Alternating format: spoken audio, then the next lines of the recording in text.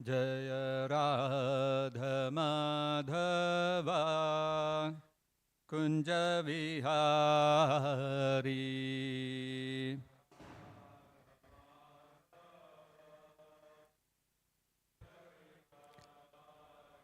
जय राधा माधवा कुंज विहारी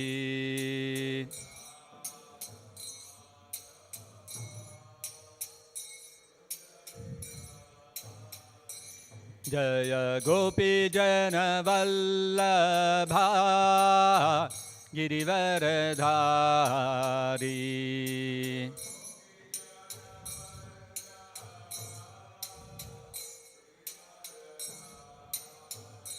जय गोपी जन वल्लभा गिरिवरधारी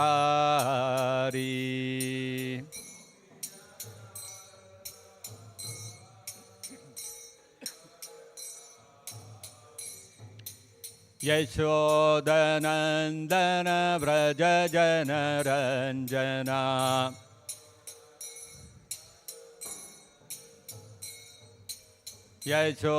यशोदनन्दन व्रज जनरञ्जना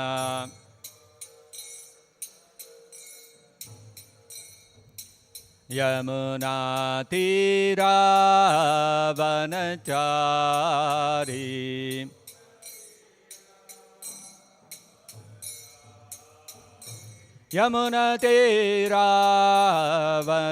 यमुनातीरावनचारी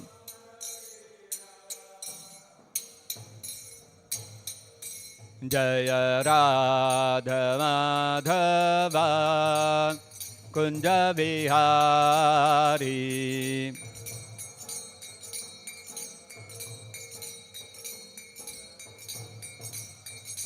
जय गोपी जन वल्लभा गिरिवरधारी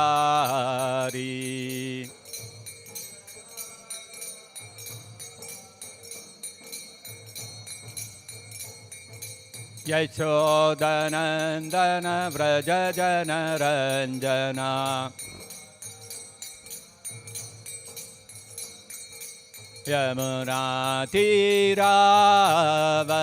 यमुनातीरावनचारी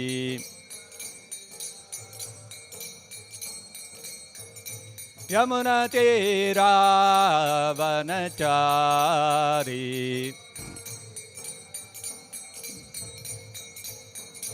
जय राधा माधवा कुंज विहारी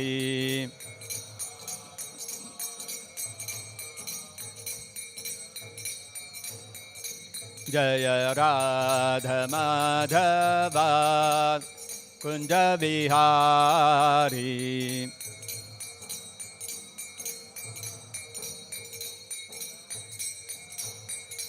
जय कृष्ण रुक्मिणी जय सत्यभामा कृष्ण रुक्मिणी जय सत्यभामा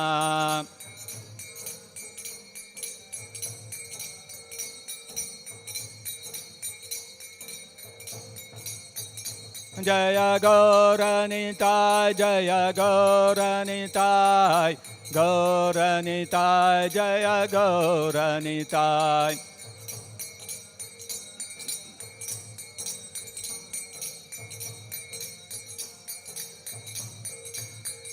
जय जय प्रभुपाद प्रभुपाद प्रभुपाद प्रभुपाद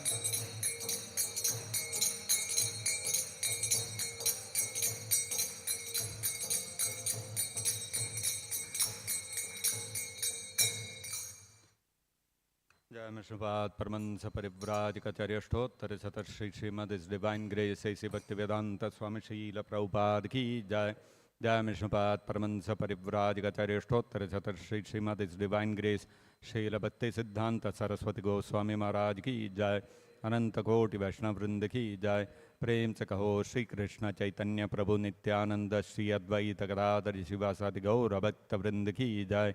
ग्रंथराज श्रीमद्भागवतम की जय। श्री श्री कृष्ण रुक्मिणी सत्यभामा की जय। श्री श्री गौर निताय की जय। जगत गुरु श्रील प्रभुपाद की जय। निताय गौर प्रेमानंदे हरि हरि बोल। ओम नमो भगवते वासुदेवाय। ओम नमो भगवते वासुदेवाय। ओम नमो भगवते वासुदेवाय।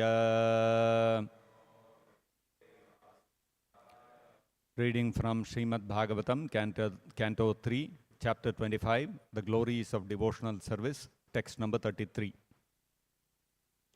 Jarayati Ashu Ya Kosham Jarayatyashu Ya Kosham Jarayatyashu Ya Kosham Nigirnam Analaha Yatha Nigirnam manalo yatha Nigirnam manalo yatha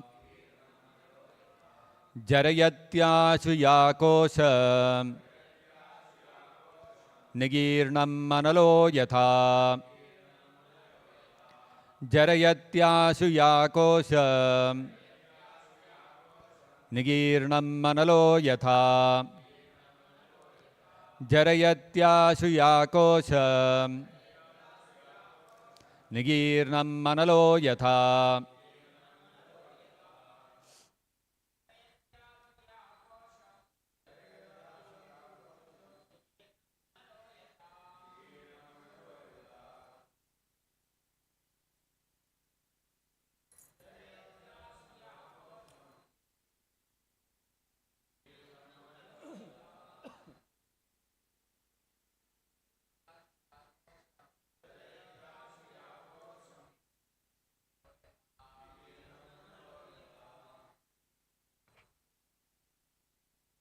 Jarayati dissolves. Ashu quickly. Ya which. Kosham the subtle body. Nigirnam things eaten. Analaha fire. Yatha as. Translation and purport by His Divine Grace Srila Prabhupada. Bhakti, devotional service, dissolves the subtle body of the living entity without separate effort, just as fire in the stomach digests all that we eat. Kindly repeat. Bhakti, devotional service, dissolves the subtle body of the living entity without separate effort, just as fire in the stomach digests all that we eat. Purport by Srila Prabhupada. Bhakti is in a far higher position than mukti because a person's endeavor to get liberation from the material engagement is automatically served in devotional service. The example is given here that the fire in the stomach can digest whatever we eat. If the digestive power is sufficient, then whatever we can eat will be digested by the fire in the stomach. Similarly, a devotee does not have to try separately to attain liberation. That very service to the Supreme Personality of Godhead is the process of his liberation, because to engage oneself in the service of the Lord is to liberate oneself from material entanglement. Sri Bilvamangal Thakur explained this position very nicely. He said, if I have unflinching devotion unto the lotus feet of the Supreme Lord, then mukti or liberation serves me as my maid servant. Mukti, the maid servant, is always ready to do whatever I ask. For a devotee, liberation is no problem at all. Liberation takes place without separate endeavor. Bhakti, therefore, is far better than mukti or the impersonalist position. The impersonalists undergo severe penances and austerities to attain mukti. But the bhakta, simply by engaging himself in the bhakti process, especially in chanting Hare Krishna, Krishna Krishna, Hare Hare, Hare Rama, Rama Rama, Hare Hare, immediately develops control over the tongue by engaging it in chanting and accepting the remnants of foodstuff offered to the personality of Godhead. As soon as the tongue is controlled, naturally, all other senses are controlled automatically. Sense control is the perfection of the yoga principle, and one's liberation begins immediately as soon as he engages himself in the service of the Lord. It is confirmed by Kapiladeva that bhakti or devotional service is gariyasi, more glorious than siddhi, liberation. Thus ends the Bhakti Vedanta purport. Om Ajnana Timirandhasya Jnananjana Shalakaya Chakshurunmilitam Yena Tasmai Shri Gurave Namaha Namavom Vishnupadaya Krishna Presthaya Bhutale Srimate Bhakti Vedanta Swaminiti Namine Namaste Saraswate Deve Gauravani Pracharine Nirvishesha Shunyavadi Paschatya Deshatarine Jaya Shri Krishna Chaitanya Prabhu Nityananda Shri Advaita Gadadhara Shri Vasadi Gaura Bhakta Vrinda Hare Krishna Krishna Krishna Hare Hare Hare Rama Rama Rama Hare Hare Mukam karoti vachalam pangum langhayate girim yat kripatamaham vande Shri Gurum Deenataranam.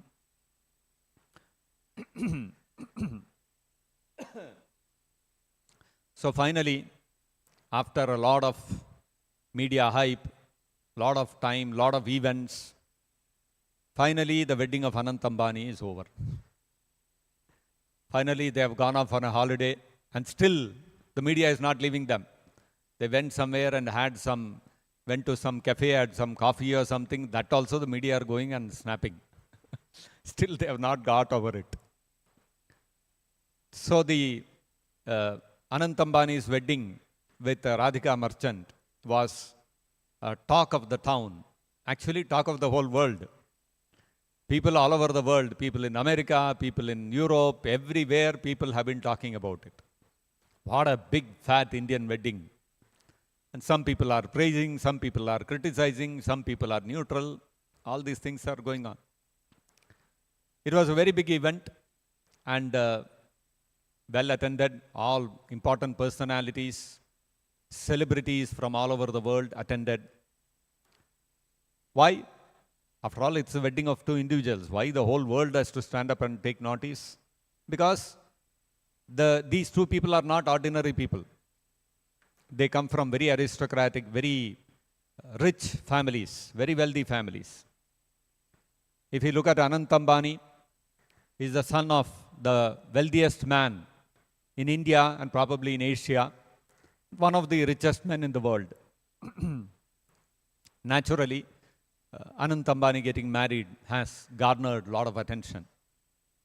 If we look at Anant Ambani himself, very young guy, in his 20s, but already because he is the son of Mukesh Ambani, he is already the director on many companies. I think he is on the board of Reliance Energy or something like that, and he is also running one NGO to protect wild animals and things like that. That way, born with a silver spoon, he did not have to struggle to form a company and then build it up and become its director and all that. He is born with that. Very rich, very wealthy. He is naturally going to inherit a lot of his father's property. He doesn't have to work hard for anything. Already a successful man.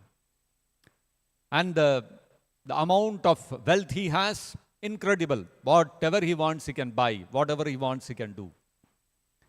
Radhika Merchant also, his wife, is not from an ordinary family. She is also from a very wealthy family. Her father is called He's a pharmaceutical entrepreneur. And he is also very reputed entrepreneur. I think his net worth is some 750 crores or something like that. And because she is the daughter of such a big man, she is also on the board of some big pharmaceutical companies which are worth 2,000 crores. She is the director of that company, hardly 20 years old. So she is also born with a silver spoon. She did not have to struggle hard and work hard and prove herself. And then, like normal people, when they start in a small way, their whole life will go in becoming a rich person. Finally, when they become 40, 50, 60 years old, they'll become director of some company. But whereas these two individuals, Anant Ambani and Radhika Merchant, both of them, they are already, they passed out of college and waiting. Directorship of companies are waiting. It's like that. Both of them, no dearth of money, no dearth of anything in life. But whatever they wanted, they could have bought, they could have enjoyed. Life for them is very easy. They don't have to struggle for anything. But still, interestingly, both of them got married. Why? What is the need? Anant Ambani could have lived by himself, no? He could have enjoyed. He has enough money, he has enough friends, followers, he has his parents, everything is there with him. Why does he need one more person in his life? Similarly, Radhika Merchant also, very wealthy, very successful, already success. She's born with guaranteed success. No doubt of any failure in life. Whatever she wants, she can also afford. She also has got friends, relatives, everything is there in her life. But she also wanted one more person in her life. She wanted a husband. Anant Ambani wanted a wife. Why? What is the need? They could have continued enjoying by themselves. No. The reality is happiness or enjoyment comes in variety. Varieties of relationships. These two individuals, they had parents in their life. They had siblings, brothers, sisters, cousin sisters, uncles, aunts, all kinds of relatives they had. And friends, no dearth of friends. Then people to follow whatever they command. That also innumerable employees are there working below them. They have fans, followers. They have all kinds of relationship. But one relationship was missing. The relationship of a husband and a wife. So therefore they felt, I should get married. You see how this is? And now Anant Ambani and Radhika Merchant have got married. They have got married over. Enough? No, not enough. They will now start thinking how to have a family. They will want children. Why? Bhaiya, you have enough money, you have enough, all relatives are there, everything is there. Both of you live, no, enjoy. Why you want children? No, Baba, children are also needed. Then their happiness will increase. Enjoyment, that is why it is stated, variety is the mother of enjoyment. Actually, that saying is little incomplete. It should say, varieties of relationships are the mother of enjoyment. We are not satisfied with one set of relationships that we have. We are not satisfied with all the wealth that we can accumulate in the world. We are not satisfied with one set of friends. We are not satisfied with one set of people to carry out our commands. We want more people. We want more variety in our relationships. And so therefore, this quest, this seeking of newer and newer relationships will never end. And once this couple are married, it doesn't end there. They want children. They want the enjoyment of the relationship of being parents to children. And will it end there? It will not end there. When the children grow, they will want to become grandparents. You see how it is? That quest or the eternal seeking, the yearning for increasing one's relationships and enjoying in those relationships never ends. Now, actually, if we see, why is this propensity there amongst human beings? It is there amongst human beings because the Vedanta Sutras state, Anandamayo Abhyasat. By nature, the Supreme Personality of Godhead, Krishna, from whom we have all come, who is our source, who is our creator, he has that propensity to enjoy.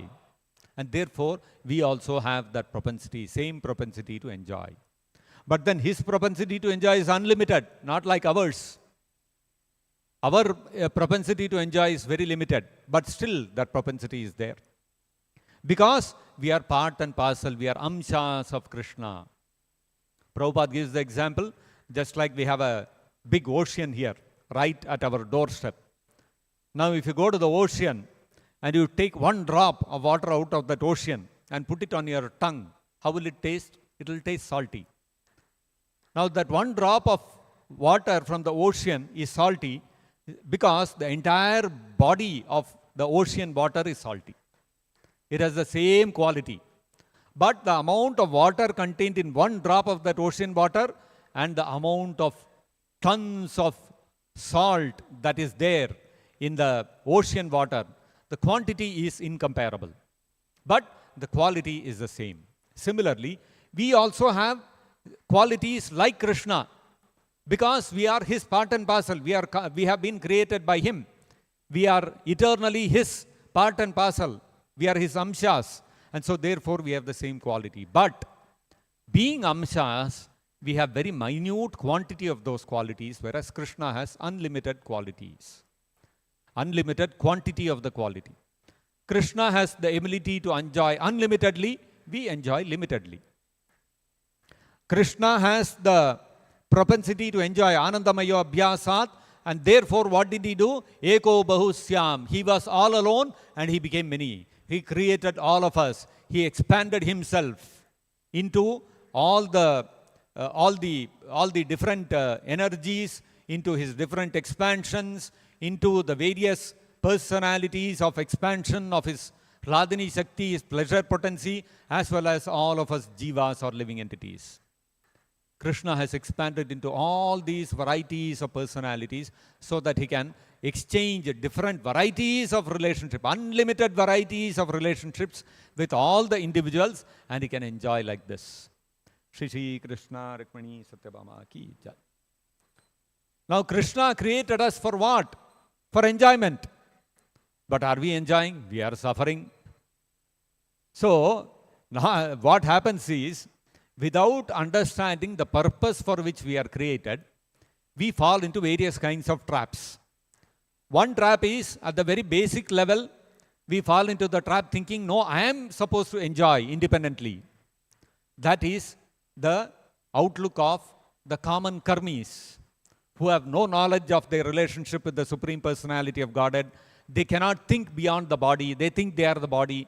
So for them, they fall into the trap thinking, I am supposed to enjoy independently. And they try different things. And they try all varieties of arrangements they make for sense gratification. That is how you see in the material world. You go outside, vast enterprises are created. For what? For enhancing the experiences of eating, sleeping, mating, and defending. Whole world you take, filled with so many industries, so many organizations, so many software companies, so many big corporates, all of them are doing what? They are churning out one after another products, how to increase or enhance the experience, improve the experience associated with eating, sleeping, mating, and defending. This is only for these 4 activities, every organization in this world is geared up. Then when a person advances a little further and he realizes, I am not this body, I am simply struggling like this, I am making big arrangements, big plans, but everything is failing. Ultimately, everything is ending in distress. Then what happens? He starts inquiring, who am I? Where have I come from? Where am I going to go?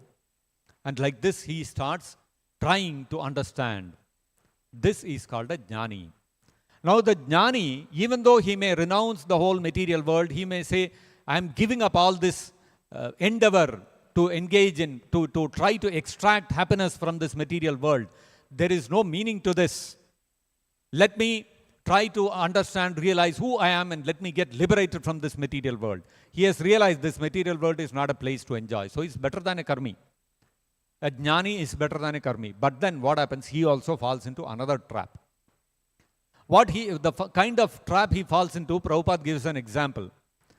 There is a son of a very rich man, and he has forgotten that he is the son of this rich man. Who he is, he has forgotten. And he is loitering in the street. He is begging for food. He doesn't have proper clothes to wear, all torn cloths, and he doesn't have a place to sleep. In the night, he is sleeping out in the open. He is fighting with all the dogs in the street for his food. He is begging here and there. For him, life is a struggle for existence, and it is entirely miserable. Now somebody comes and tells him, "Arey Baba, why you are suffering like this? You are not supposed to be suffering like this. I know that you are the son of a very rich man. You are the son of a very rich man. You can live very happily with all facilities, without having to struggle for all this." Now, if this man says, "Oh, is that so? I am the son of some big rich man, but I am struggling, I am suffering. So, you please make me meet my father. I want to again become one with him. My father only gave birth to me, no? So I want to go and merge into him so that no more suffering." So is this a good proposal? Your father begot you, father gave birth to you. Why? Because thinking that my son, when he grows up, I will have a good, nice relationship with him and we will happily live together. That's the purpose of the father begetting the son. But son is saying, "I had forgotten who I am. Now I come to know who is my father, so let me merge into my father again, so that no more suffering." This is how the jnanis think. They think the supreme absolute truth has created me. I have been created by the supreme absolute truth, but I am suffering in this material world, so let me merge again into that absolute truth, so that no more suffering. This is a foolish proposal, and this is another trap that the jnanis get into. And as far as Ashtanga yogis are concerned, they are into another trap. They have realized that the Paramatma is the Supreme Personality of God and He is the absolute truth. But then they are attracted by the yoga siddhis, anima, lagima, prapti, etc. The Ashta siddhis, 8 perfections which accrue to a yogi. For them, acquiring those yoga siddhis becomes the goal of life. They are falling into another trap. Like this, everybody is falling into different traps. What we have to understand is that in reality, we are not created to suffer, nor are we created to negate our existence. We are actually created to enjoy eternal, loving relationship with Krishna. Okay, so now when we understand this, now how do I relate with Krishna? Because Krishna is the supreme absolute truth. He is the supreme spirit. He is a completely spiritual person. And in my present condition, what is my present condition? My present condition is I cannot even see myself. I cannot see beyond this body. I can see only gross material things. I cannot even see my mind and intelligence. I cannot even see my subtle body. Forget about seeing the spirit soul. The spirit soul is finer than my subtle body. Krishna says in the Bhagavad Gita, Indriyani paranyahur. The indriyas, the senses, are greater than material sense objects, because the jadavastu, material sense objects, they have no life. The senses can manipulate the sense objects and extract so-called happiness out of them. Therefore, the indriyas, the senses, are superior to the sense objects. Indriyani paranyahur. But indriyebhya parammanaha. The indriyas, the senses in themselves, are not independently superior. Superior to them is the mind. Because the mind, unless the mind is there, the senses cannot give any experience. Ultimately, when the senses come in touch with the sense objects, that is converted into an experience of pleasure or happiness because of the mind. If the mind is not there, if somebody is lying, one dead body is lying on the street, you take one gulab jamun and put on his tongue.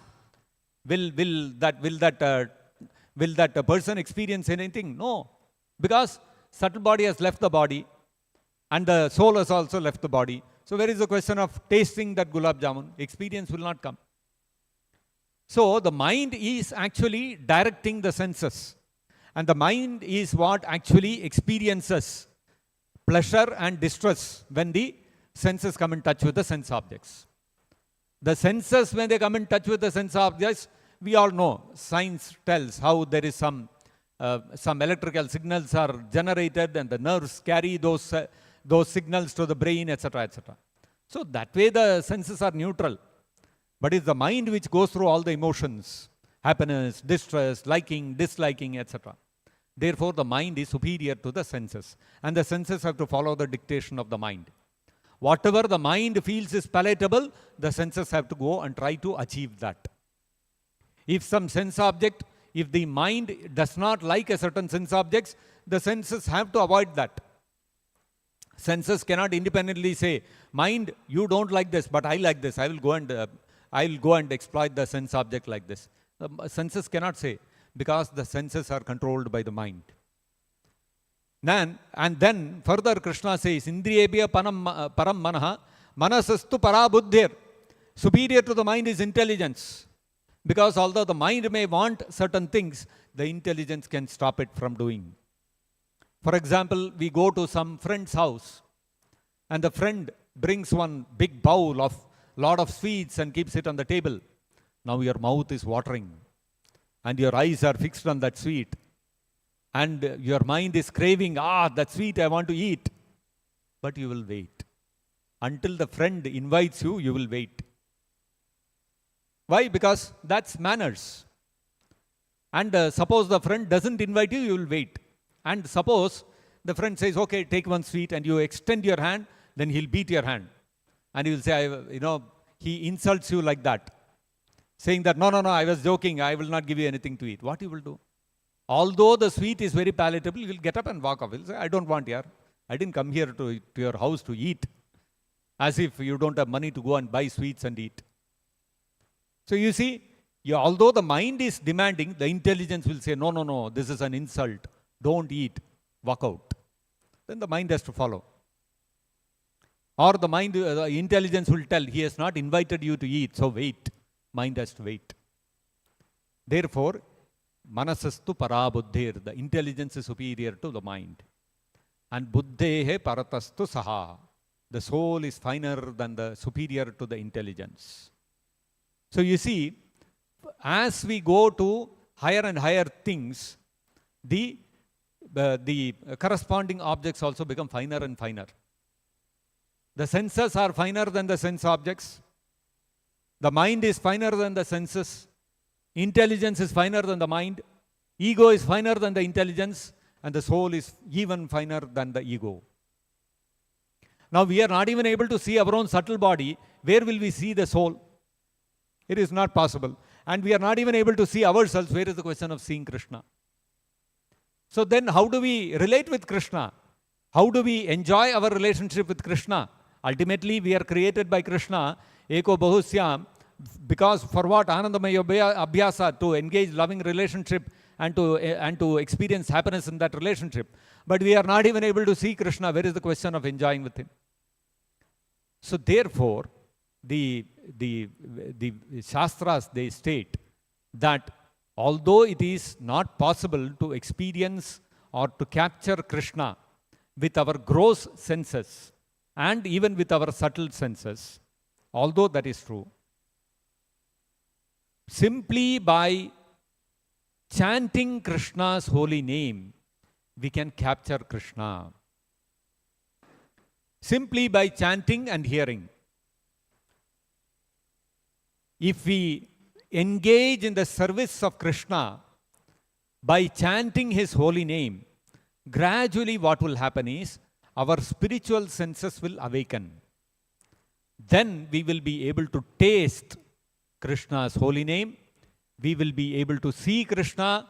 We will be able to talk to Krishna directly, and we will be able to hear Krishna talking to us.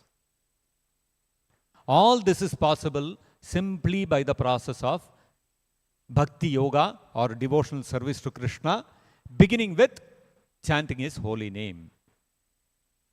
Now, chanting Krishna's holy name, when we chant Krishna's holy name, what actually happens? That is stated in this verse, where Kapiladeva is stating, Jarayati ashu yakosham nigirnam analo yatha. Simply by engaging in devotional service to Krishna, beginning with chanting his holy name, what will happen is, that process, that simple process of chanting Hare Krishna, Krishna Krishna, Hare Hare, Hare Rama, Rama Rama, Hare Hare, will dissolve the subtle body. And once that subtle body is dissolved, what happens? We don't merge into Krishna. We don't merge into Brahman. What will happen is, it will uncover our original mind and intelligence. Just like suppose somebody has put a mask over your head. You cannot see anything. Now if I say, I am going to remove the mask, that does not mean my existence is going to end, right?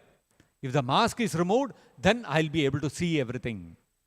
Similarly, currently what is happening is, our spiritual senses and our spiritual body is covered by this gross and subtle body. Primarily the subtle body. Now, if that subtle body is removed, what will happen? The spiritual senses which are being covered by that subtle body, you remove the mask of the subtle body, the spiritual senses will be uncovered. That is the meaning of today's statement. Not that Jarayatya Kosham, the subtle body is dissolved, means, oh, I will merge into Brahman. No.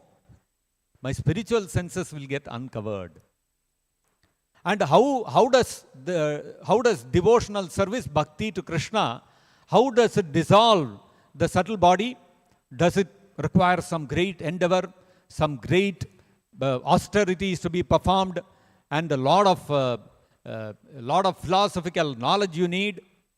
Just like the jnanis, they try to overcome, they try to get liberated from the engagement of the subtle and the gross body by studying the Upanishads, the Vedanta Sutras, and undergoing great tapasyas. By doing all this, they want to get liberated from the engagement of the subtle and gross bodies. Similarly, the Ashtanga yogis, they also undergo so many different processes. Pratyahara, Dharana, Samadhi, Pranayama, etc. They also have to undergo great austerities. They have to renounce the material world. All these things they do for what? They also want to become free from the entanglement of the gross and subtle bodies. In Bhakti Yoga, when you are engaging in Bhakti Yoga, devotional service to Krishna, so there also, as it is explained here, Jarayatyakosham, that devotional service dissolves the subtle body. So is it like, there are a lot of austerities, a lot of tapasya, a lot of Vedic education you have to undergo, and a lot of, you have to have great intelligence and with great vows you have to follow to be able to dissolve the subtle body so that our original body is uncovered? The Bhagavatam is saying, Kapiladeva is stating, Nigirnam manalo yatha. When we eat food, what do? We taste the food. Food is very nice. The sabji is tasting very nice. The sweet is tasting very nice. The rice which has been prepared, it is excellent. I enjoy the taste, and then I chew it and I swallow it. That's all.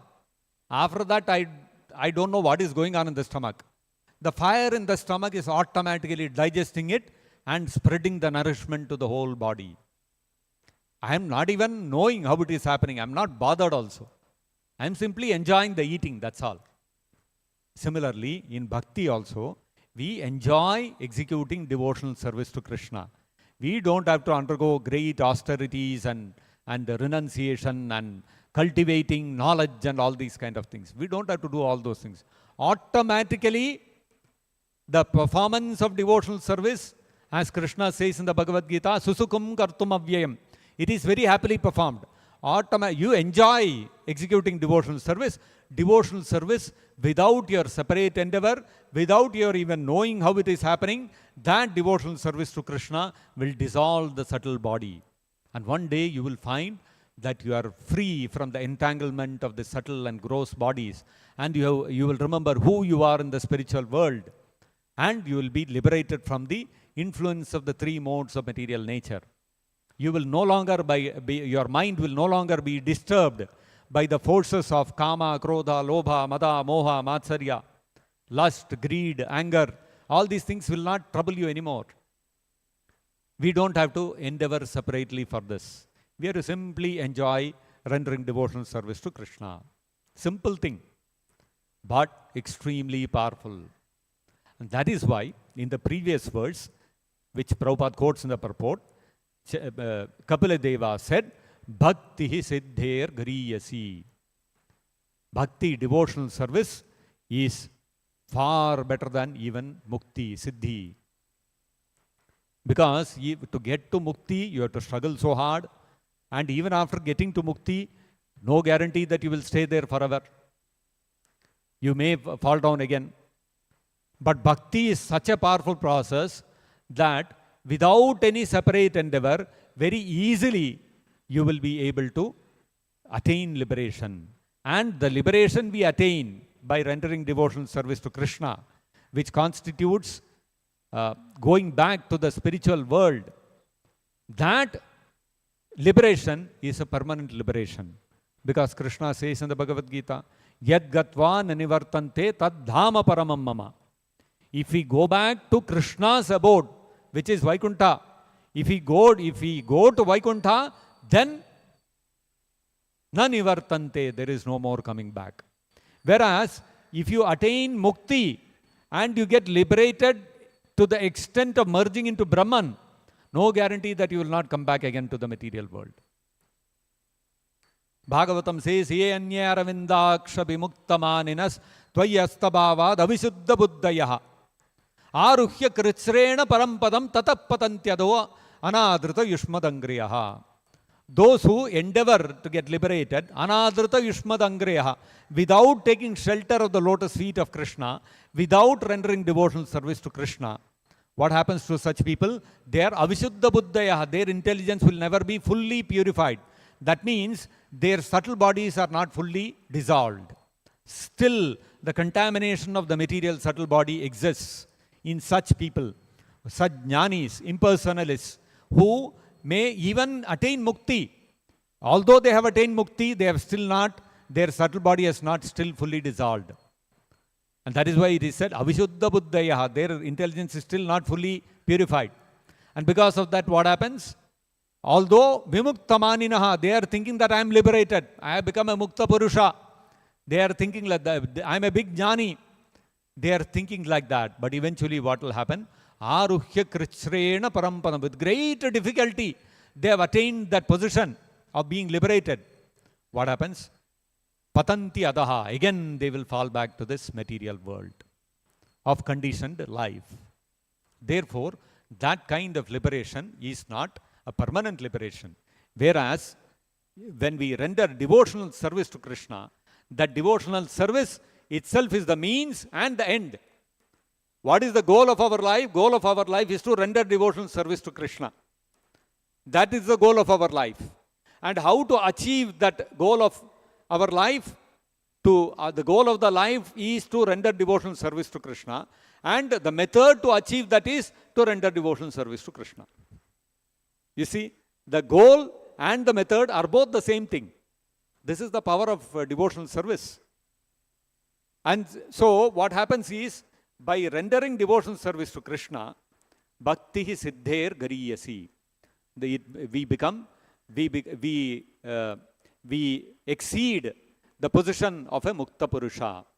Even mukti, we transcend even mukti. And by the process of devotional service, our subtle body will get dissolved, and we will be able to uncover our original spiritual body. Now, that greatest example of this dissolving of the subtle body is ourselves. Before we came in touch with Prabhupada's books, before we started chanting Hare Krishna Mahamantra, we were engaged in all sorts of sinful activities. We were engaged in illicit sex, meat eating, gambling, all these things we would have been engaged in. Intoxication, coffee, tea, onion, garlic, these things were all common, very common things in everybody's lives.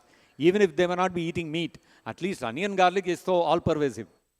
Coffee, tea, all-pervasive. You may not be drinking alcohol, you may not be into drugs, but at least coffee, tea you'll be taking. So intoxication, meat eating, gambling, these things are common.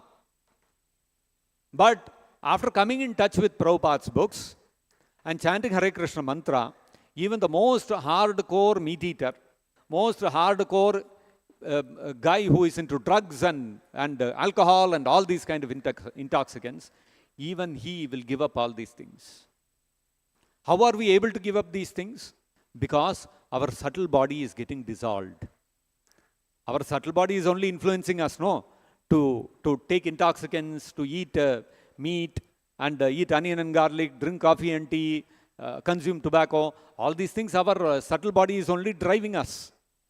But that drive from the subtle body to engage in these things has disappeared in us devotees. How?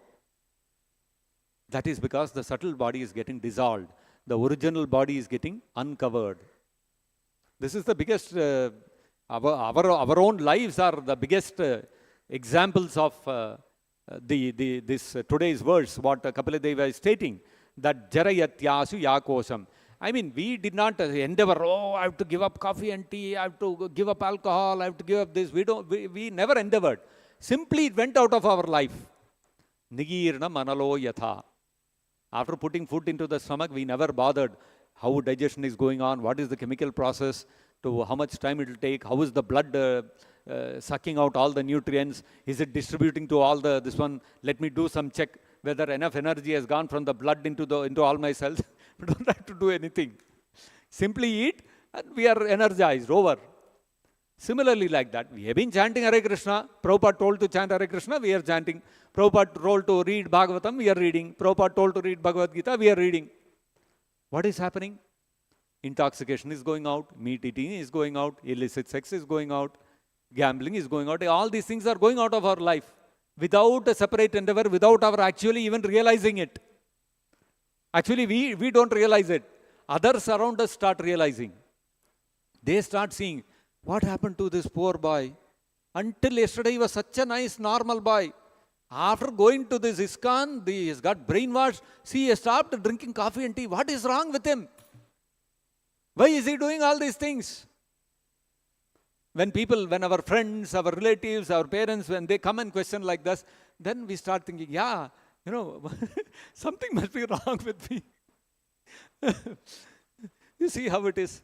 We don't even realize these things going out of our life. Nigirnam analo yatha.